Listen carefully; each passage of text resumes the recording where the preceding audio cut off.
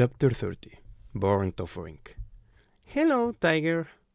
Hi, said Tiger Salazar's memory construct. do I know you? Yes and no, said Scythe Rand. I've come to tell you that Scythe the Fir's been caught. Scythe the Fur? Isn't that the one who's been killing other scythes? It is, said Rand. And you know him. Doubt it, said the construct. I know some twisted people, but nobody that twisted. It's your friend, Rowan Damisk. The construct paused and then laughed. Nice try, it said. Did Rowan put you up to this? Rowan, it called. Where are you hiding? Come on out. He's not here. Don't try to tell me that he's killing people. He never even got to be a scythe. They voted his ass out and gave it to that girl instead. He's going to be executed tomorrow, Rand said. The construct hesitated, furrowed its brow. They were so well programmed, these constructs. They compiled the memories of every facial expression of the subject that had ever been recorded. The representation was sometimes so true to life, it was unnerving. You're not kidding me, are you? Said Tiger's construct. Well, you can let it happen. You have to stop it. It's out of my hands. Then put it back in your hands. I know Rowan better than anyone. If he did what you say he did, then he had a good reason. You can't just cling him. Then the construct began looking around as if it was aware it was in a limited world. A beautiful box that it wanted to get out of. It's wrong, it said. You can do this. What do you know about right and wrong? Snapped Rand. You're nothing but a foolish, dim-witted party boy. It glared at her in fury. The micropixels of its image increased the percentage of red in its face. I hate you, it said. Whoever the hell you are, I hate you. Ain quickly hit a button and ended the conversation. Tiger's memory construct vanished. As always, it would not remember this conversation. As always, Ain would. If you're going to cling him, why not just cling him? Scythe Rand asked Goddard, doing her best not to sound as frustrated as she was. There were many reasons for her frustration. First of all, a stadium was a difficult venue to secure from their enemies. And they did have enemies. Not just the old guard scythes, but everyone from Tonists to Scythedoms who had sent Goddard to the disgruntled loved ones from mass cleanings. It was just the two of them in Goddard's private plane. Now that the motorcade was nearing its destination, after nearly a week of winding through its prolonged victory lap, he and Rand were flying to meet it. A flight as short as Rowan Damisk's journey was long. Like Goddard's rooftop chalet, the plane was retrofitted with mortal edge weaponry, a series of missiles that hung from each wing. He would regularly fly low over communities that he deemed defiant. He never used the missiles to clean, but just like those rooftop cannons, they were a reminder that he could if he chose to. If you want a public display, Ain suggested, make the cleaning more controlled, maybe a broadcast from a small, undisclosed location. Why do you have to make a spectacle of everything? Because I enjoy spectacles, and there's no reason needed beyond that. But of course there was a bigger reason. Goddard wanted the world to know that he had personally apprehended and executed the greatest public enemy of the post-mortal age. Not only to raise Goddard's image among common people, but to gain the admiration of scythes who might be on the fence about him. Everything with Goddard was either strategic or impulsive. This grand event was strategic. Turning the cleaning of Rowan Damisk into a show would make it impossible for anyone to ignore. There will be over 1,000 scythes from around the world in that audience, Goddard reminded her. They wish to see it, and I wish to provide it. Who are we to deny them their catharsis? Rand had no idea what that meant, and didn't really care. Goddard spelled it erudite gibberish with such regularity, Rand had learned to turn her ears off to it. There are better ways to handle this, Rand said. Now Goddard's expression began to soar. They hit a small pocket of turbulence, which Goddard probably believed was brought on by his mod.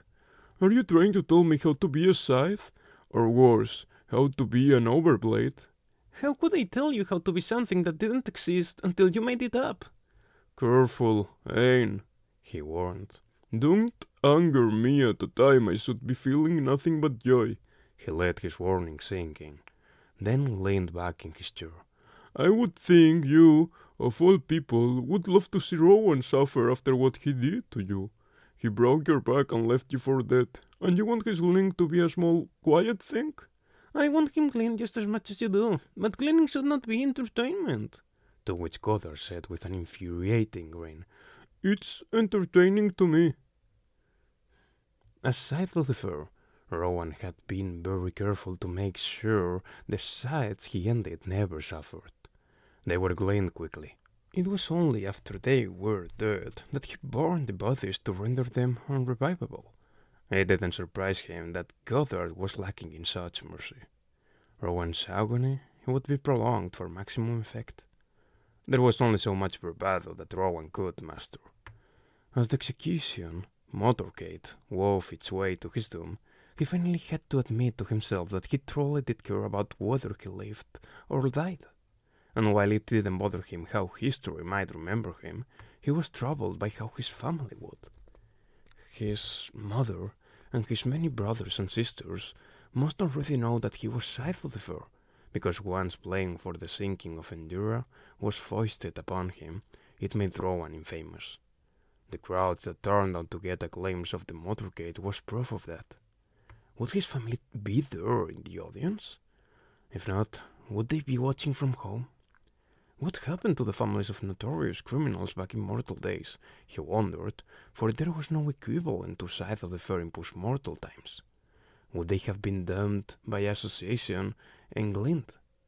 Rowan's father had been gleaned before Endura sank, so he never knew what his son had become, and how the world hated him. There was some mercy in that. But if his mother and siblings were still alive, they must have despised him, for how could they not? That realization was more demoralizing than anything else. He had plenty of time to be alone with his own thoughts during the motorcade's winding journey. His thoughts were not his friends, at least not anymore, because all they did was remind him of the choices he had made and how they had led him here. What once felt justified now felt foolhardy. What once seemed brave now just seemed sad. It could have been different. He could have just disappeared like Scythe Faraday when he had the chance. Where was Faraday now? He wondered. Would he be streaming the event and weeping for him? It would be nice to know that someone wept for him. Cetra would, wherever she was. That would have to be enough. The cleaning was scheduled for 7 in the evening, but people had arrived early. There were sights and ordinary citizens in the crowd, and although the sights did have a special entrance, they had been encouraged by Goddard to sit in among the rubble. This is a golden public relations opportunity, Goddard had told them. Smile and say kind things, listen attentively to their twaddle and pretend to care, maybe even grant some immunity. Many followed the directive. Some could not bring themselves to, and sat only with other sides.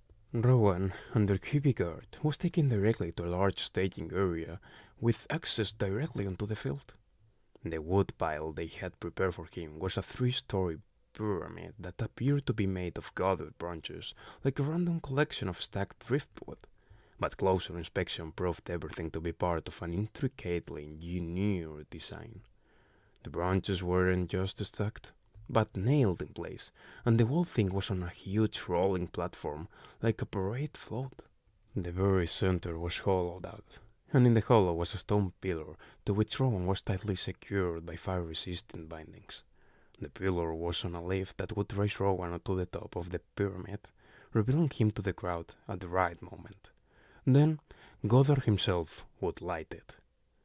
"This baby is not your ordinary pyre," explained the tech in charge as he wandered off Rowan's pain nanites. "I was part of the team that designed this beauty. There are actually 4 kinds of wood here. As wood for an even burn, Osage orange for heat, Rowan wood for, well, obvious reasons, and a few pockets of knotty pine for a nice crackle."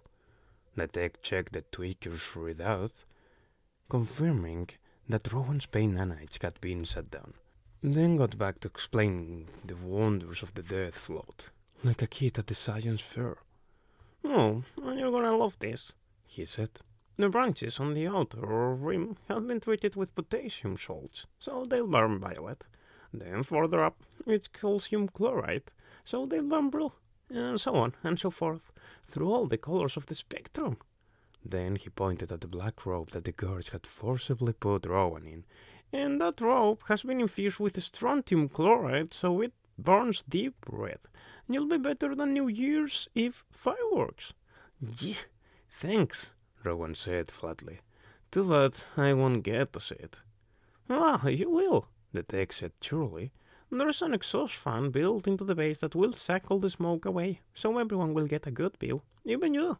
Then he took out a piece of brown cloth.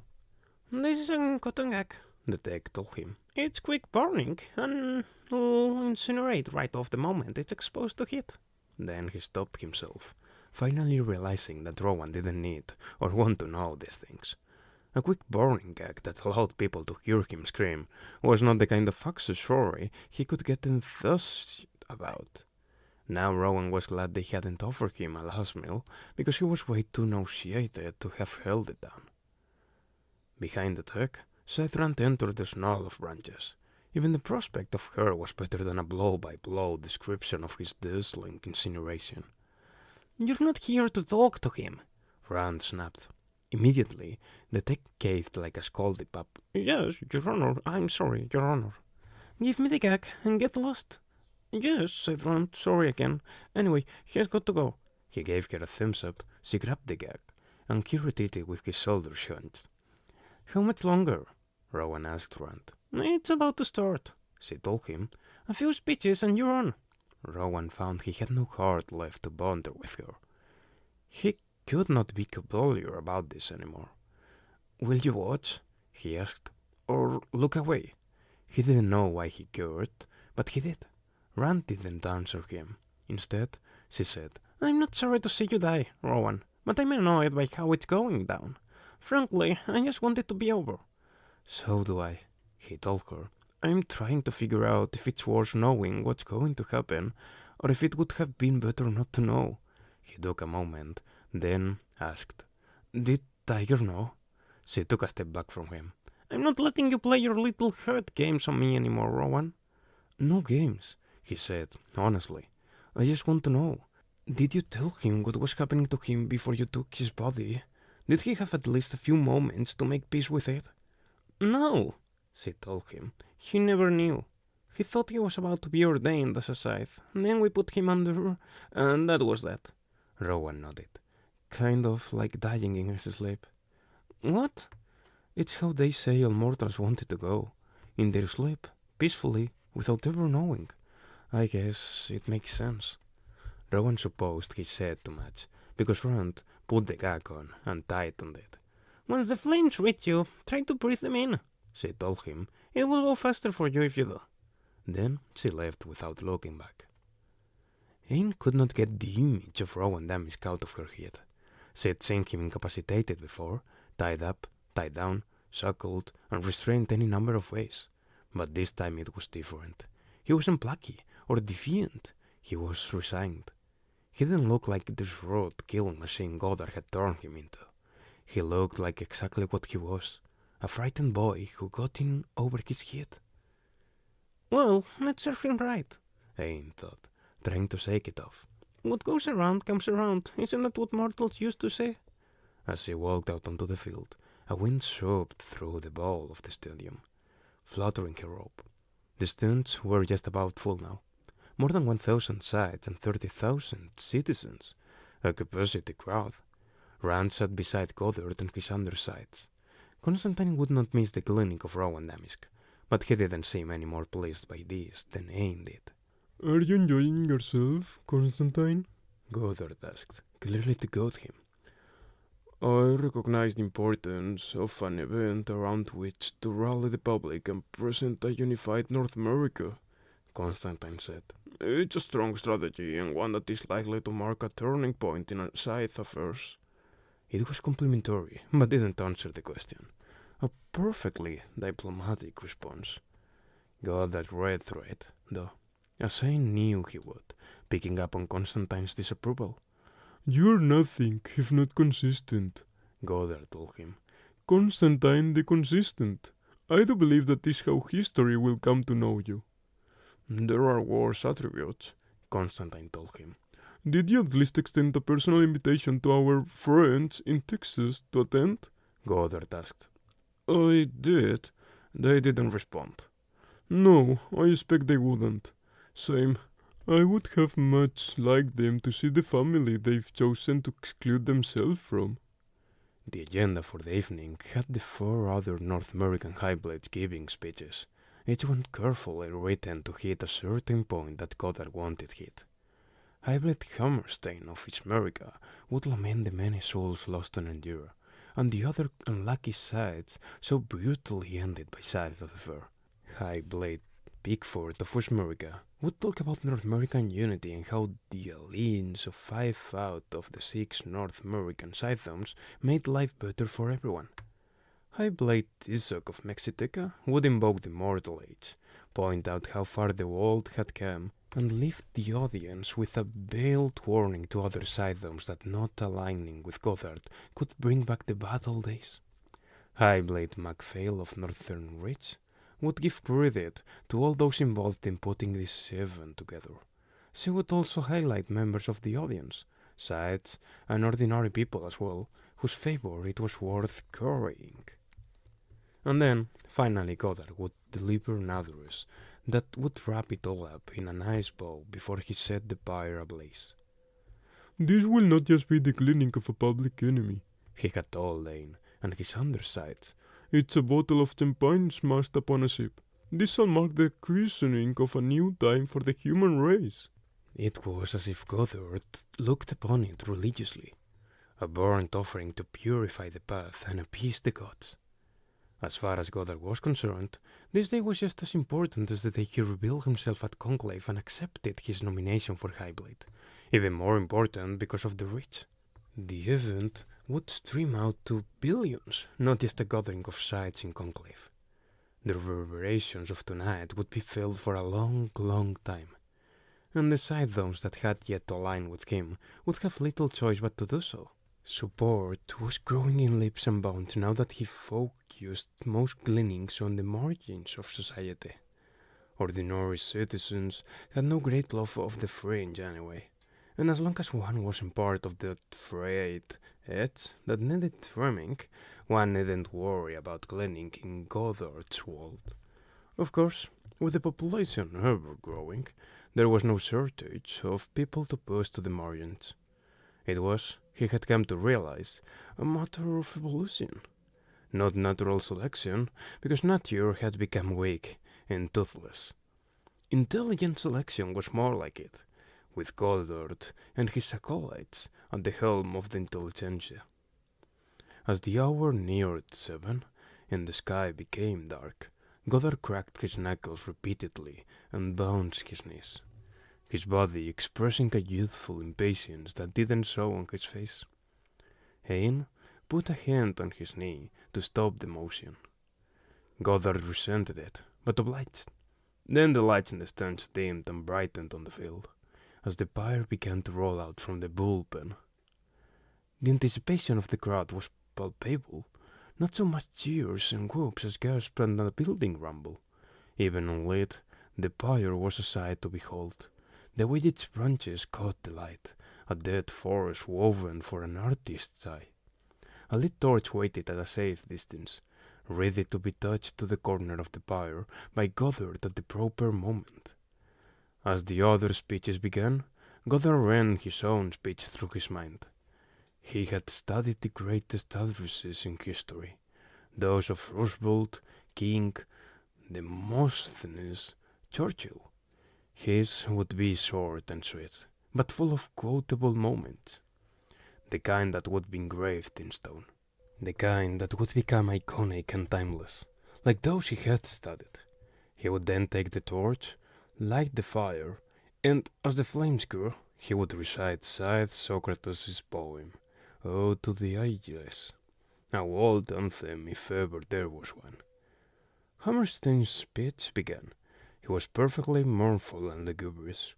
Pickford was regal and eloquent. Tissock, direct and incisive. And Macphail's gratitude for those who made this day possible felt honest and real. Goddard rose and approached the bier.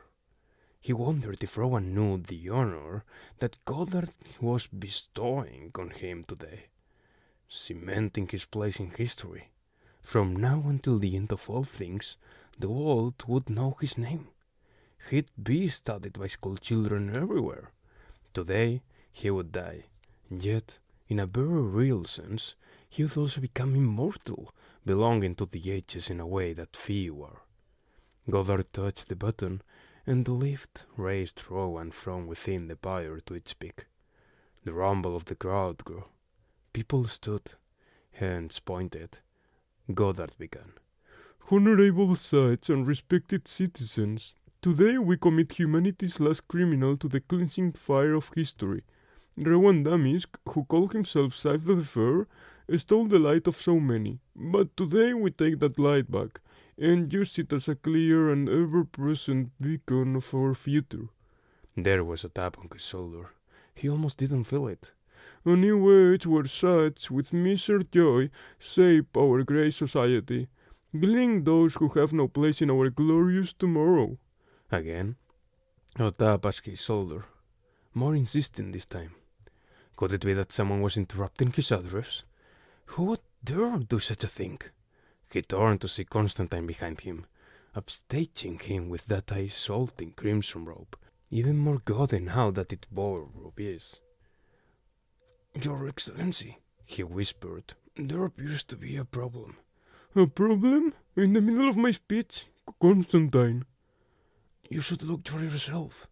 Then Constantine drew his attention to the bier.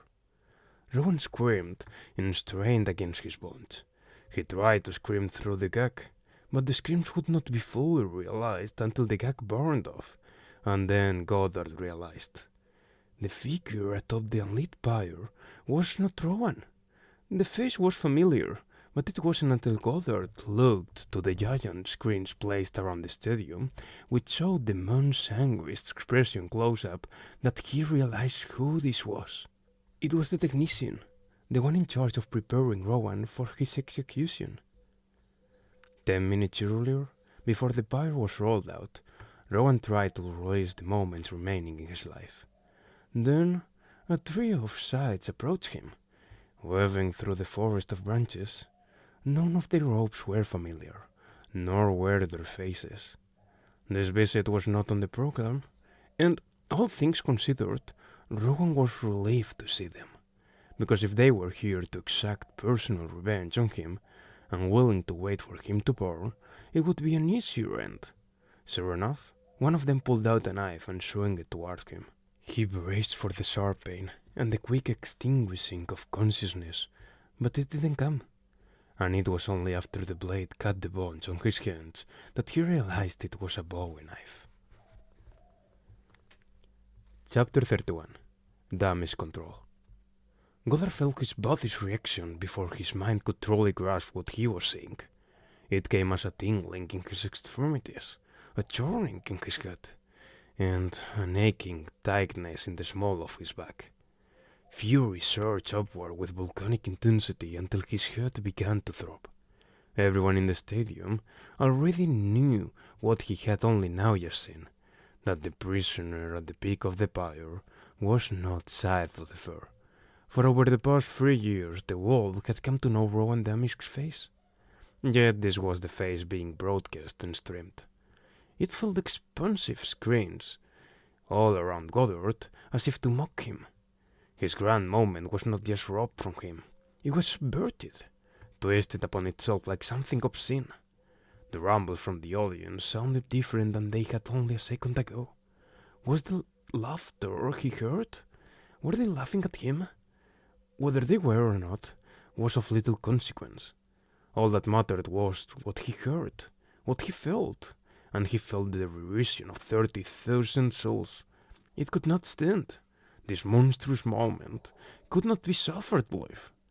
Constantine whispered in his ear. I've ordered the gates locked and the entire blade carcass been alerted. We'll find him. But that didn't matter. It was rent. They could drag Rowan back and haul him onto the pyre, but it would make no difference. Goddard's signing moment would be the greatest casualty of the day. Unless... Ain't no things were heading to a very bad place the moment they saw that vessel atop the pyre. Goddard would have to be handled, for when his anger took control, all bets were off. It was bad enough before, but ever since acquiring Tiger's body, those youthful impulses, the sudden endocrine surges, gave Goddard a terrible new dimension. Adrenaline and testosterone might have been charming when managed by a harmless blank slate like Tiger Salazar. They were merely winds beneath a kite. But under Goddard, those same winds were a tornado, which meant he would have to be handled, like a beast that had broken out of its cage. So let Constantine be the one to run out to him and deliver the bad news, because Goddard loved to blame the messenger, so better Constantine than her. Only after Goddard had turned to look at the helpless tech did Ain go to him. The feeds have been cut, Ain told him. It's no longer streaming. We're on damage control now. You can turn this around, Robert, she said, cajoling him as best she could. Make them think this is intentional, that it's part of the show. The look on his face terrified her. She wasn't even sure he'd heard her until he said, Intentional. Yes, Ain, that's exactly what I'll do. He raised Mick, and Ain stepped back. Perhaps Constantine had been right. It was always in these moments of dismay that she could control him, fix what was broken before it became irreparable. She took a deep breath and waited, along with everyone else, to hear what he was going to say. Today was meant to be a day of reckoning, Goddard began, spitting the words into the microphone as he spoke. You, all of you who came here today nurturing a thirst for blood. You, whose hearts quicken at the prospect of a man being burned alive before your very eyes. You, did you think I would indulge you? Did you believe his sights were so base as to pander to your morbid curiosity, offering you a circus of carnage for your entertainment? Now he screamed at them through gritted teeth. How dare you? Only sight may take pleasure in the ending of life, or have you forgotten? He paused, letting that sink in, letting them feel the depth of their transgression. Had Rowan not vanished, he would have been happy to give them their show, but they must never know that. No, Sir Lucifer is not here today, he continued, but you, who were so eager to witness this spectacle, are now the object of my eye. This was not a judgment on him, it was a judgment on you, who have, on this day, damned yourselves. The only way back from perdition is penance and sacrifice. Therefore, I have selected you, on this day, to be an example for the world. Then he looked to the 1,000 sights dotting the audience of the stadium. Clean them, he ordered with contempt for the crowd, so great that he bit his own lip. Clean them all. The panic was slow to build. Stupefied people looked to one another. Did the overblade actually say that? He couldn't have said it. He couldn't have meant it. Even the sights were unsure at first, but an order could not be refused if one didn't want their royalty questioned. Bit by bit, weapons were pulled out, and the sights began to look at the people around them with a very different expression than they had before, calculating how best to achieve the goal.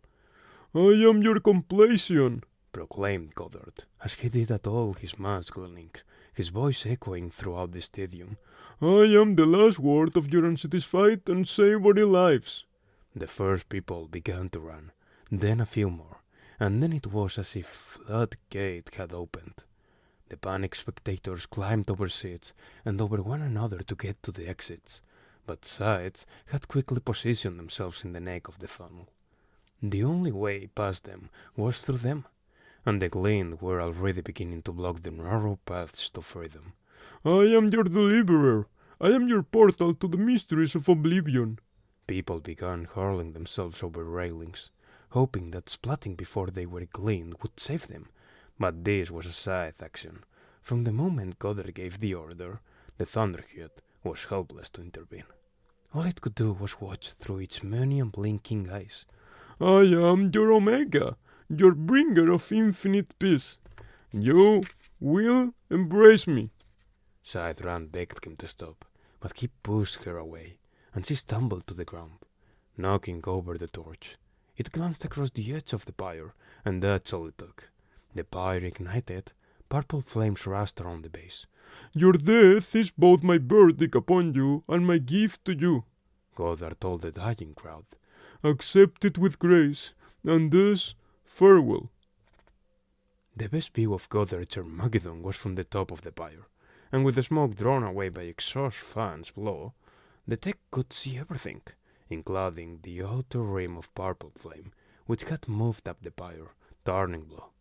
In the distance, the sides, each glittering with jewels embedded in their new order robes, dispatched their victims at an alarming rate.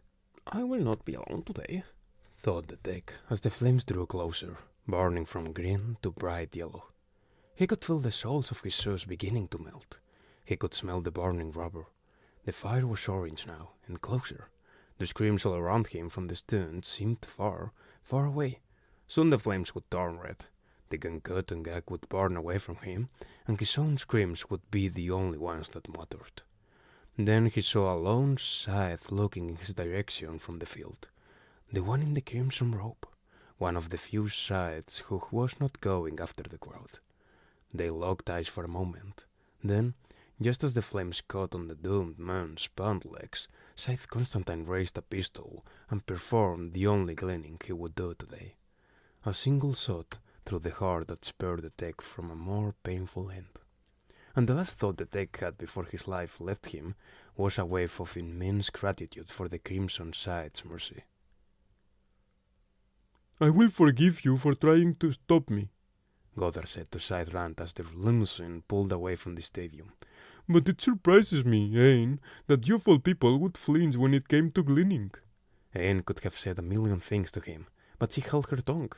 Rowan was already forgotten, trampled beneath this larger affair. Rumor was that he had been seen leaving the stadium with Scythe Travis and several other Texan sides. She could blame all this on them, but who was she killing? She was the one who suggested Goddard find a way to make Rowan's absence appear like part of a larger plan. But she never imagined where Goddard would take it. This was not the event that I asked for, but rather do things come the way we expect. Goddard said in the calm, collected way someone might discuss a stage play. Even so, this day has worked to our advantage. Rand looked at him in disbelief. How? How can you say that? Isn't it obvious? And when she didn't respond, he elucidated with the smooth eloquence he was famous for. Fear, Ain. Fear is the beloved father of respect. The common citizens must know their place. They must be aware of the lines they may not cross. Without the Thunderhead in their lives, they need a firm hand to give them stability, to set clear boundaries. They will revere me and all my sides, and will not run a fool of us again. He thought about his own self-serving rationalizations and nodded in approval of himself. All is well, Ain. All is well. But Scythe knew that from this moment on, nothing would be well again.